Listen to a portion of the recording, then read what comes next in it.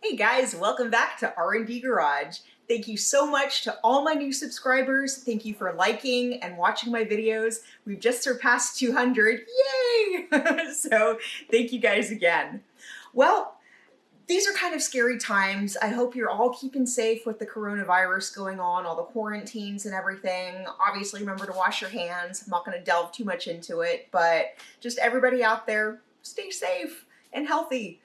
Okay, well, I'm excited today because we're finally getting back to work on my little race car. She's a 1992 Honda Civic Hatchback EG, and she's got a motor swap in her, GSR swap, but now we're working on the suspension and brakes. So today we're actually installing the Skunk2 Rear Pro Camber Kit, which it's pretty cool. Whenever you kind of, tweak the suspension a little bit, you'll notice that maybe the wheels start to stick out a little weird or whatever. Anyway, this is gonna help.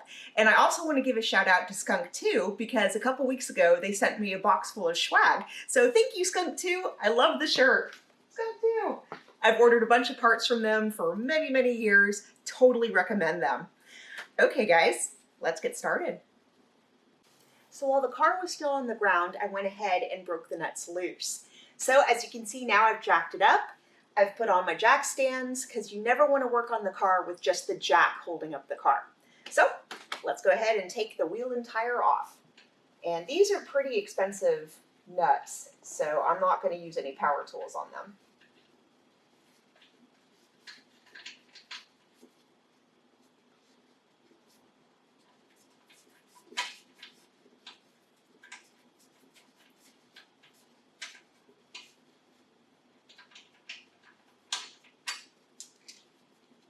Small hands.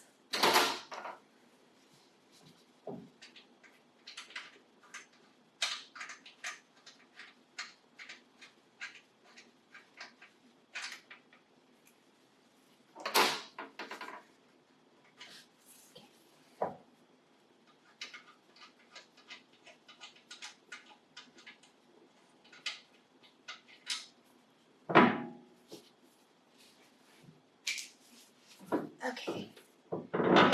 Very careful. There we go. Okay, time to move on. Now we're ready to start the process of getting rid of the factory camber arm. There are 3 bolts to get this done. 1 right here and 2 right here. 1 and a 2. We're going to pan down a little bit first. I want to show you that I have a jack in place to hold up the weight of the entire assembly right here, just so there's no surprise when everything comes off. Okay, so another thing about these bolts, you'll notice this is actually a captive nut, which means it does not come loose and it's actually attached to the assembly here. There's also 2 more captive nuts on the other side of these 2 bolts. Now, living in California, I don't really need to worry about rust all too often. But if you live somewhere where, there's a lot of rain, a lot of snow, you will have rust, and you got to be doubly careful not to accidentally rip these off. Because, you could replace them with another nut, but it's not going to be as good. Okay, let's get started. So you always want to start with this bolt here. If you start with those 2, you run the risk of ruining the threads of the captive nuts, and it'll be totally heavy and bad. So let's start here. There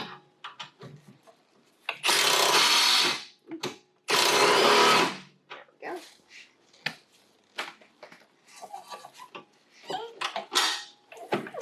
Perfect. Okay, and now I need an extension.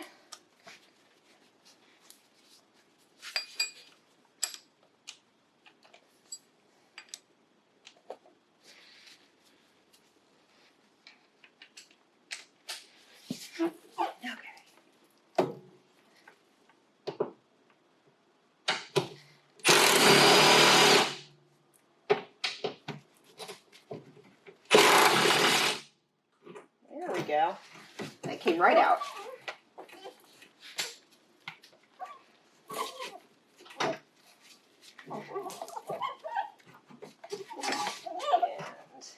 there's those washers. There we are. Well, they all hit the floor, so that's a good thing. Boom! Factory crap. out. Okay, let's move on.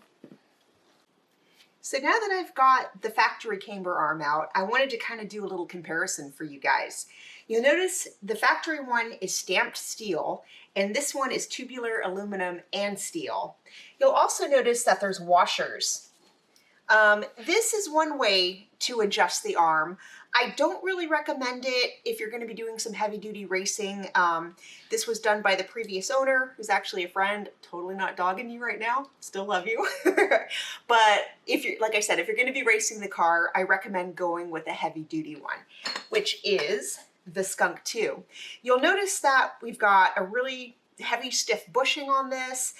This is super easy to adjust by turning the turnbuckle, adjusting the turnbuckle like this. And what can I say? I'm just really excited to get this on the car. So as you can see, I've got a lot of undercoating here, right where we're going to be mounting the arm. So I'm going to go ahead and clean that off because we want the bolts sitting nice and flush against the body of the car. So anytime you replace the old parts, go ahead and get new bolts as well.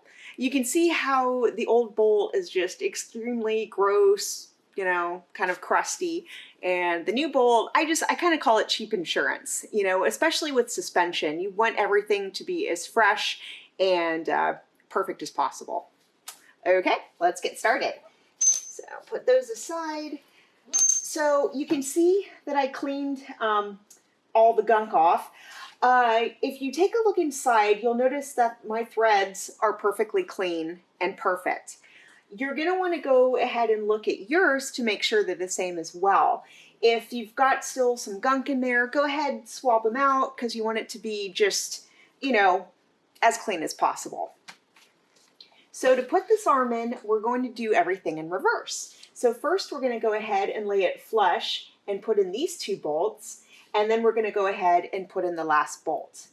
So, and you never want to take a power tool to these fresh bolts the very first time out. So we're going to go ahead and just finger tight these, hit it with the ratchet, and then go from there.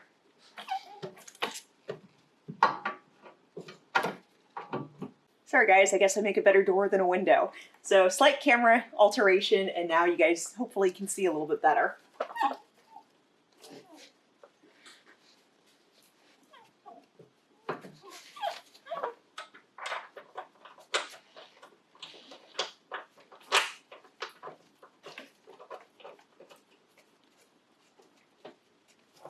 Okay, those are finger tight.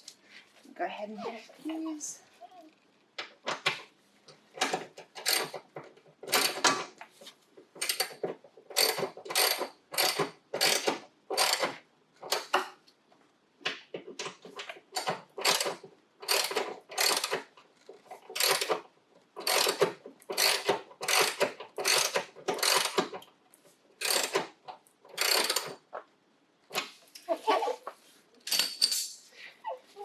Now I'm going to go ahead, try to fit this one in here. This is going to be a little bit awkward.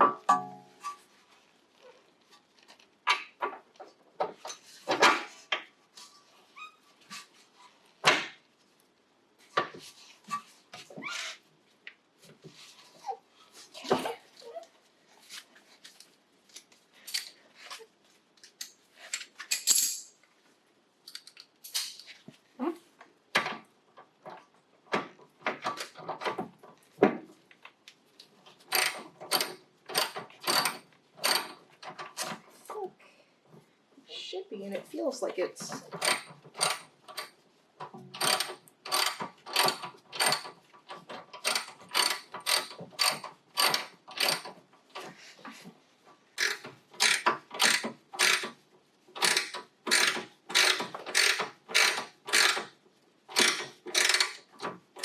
very long bolt.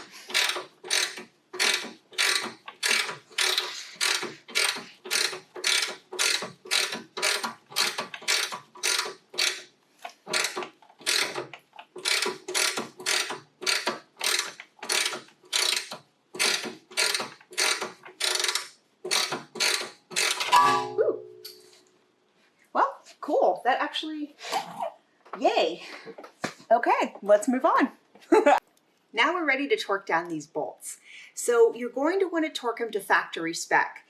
I've seen in other YouTube videos, not dogging them as well, but a lot of times what they give as a specification can be inaccurate. You're going to want to check this for yourself. Always buy the factory manual, have a friend with a factory manual, try to look for it online, because this is the only way where you'll know for a fact that that's the right spec. So looking at my book right now, I can tell that these two bolts right here are going to be 29 foot-pounds of torque, and this bolt right here coming through is going to be 40 pounds. So I'm going to start with the two bolts back there because there's still something we have to do before we tackle the bolt that goes through the bushing. Okay.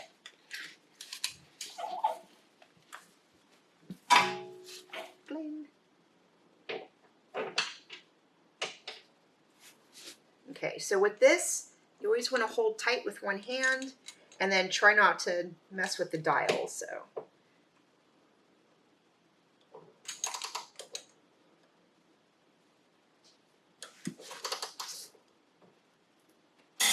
there we go.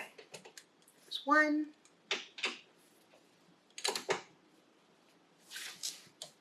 And same with this side.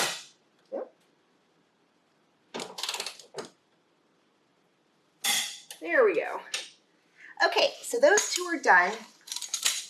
What we want to do now, before we set this up as well, okay, so before we put the torque spec on this nut, the bushing on here needs to be compressed before we actually torque it back.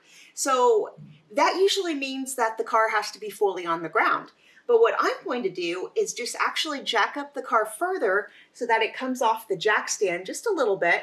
So that way it kind of simulates the car being all four tires on the ground. So I'm going to disappear for a second.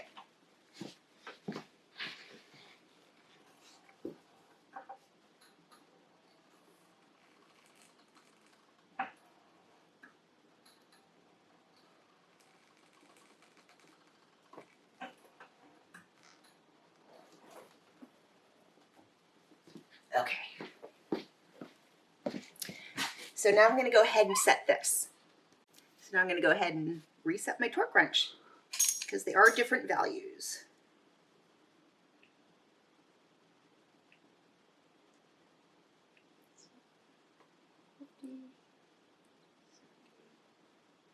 Perfect. You don't want to get your finger caught in that.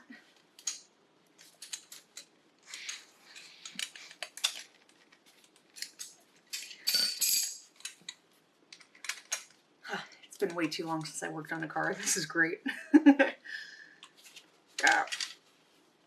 Clearly. There we go. And make sure I didn't. Okay.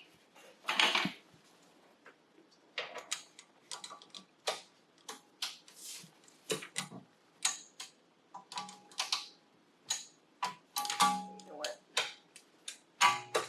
Oh, this is going to be awkward. Oops, didn't see that.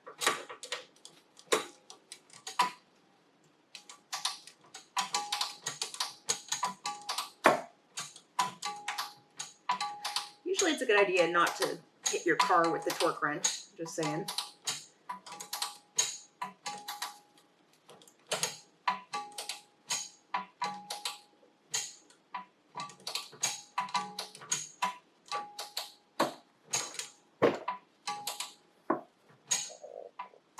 We're getting there.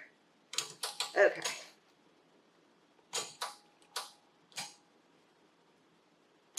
There we go. Okay, guys, ready to move on. Okay, now that it's securely bolted in, I went ahead and looked at the factory arm just to make sure, to kind of do a comparison to make sure that this arm was almost the same length.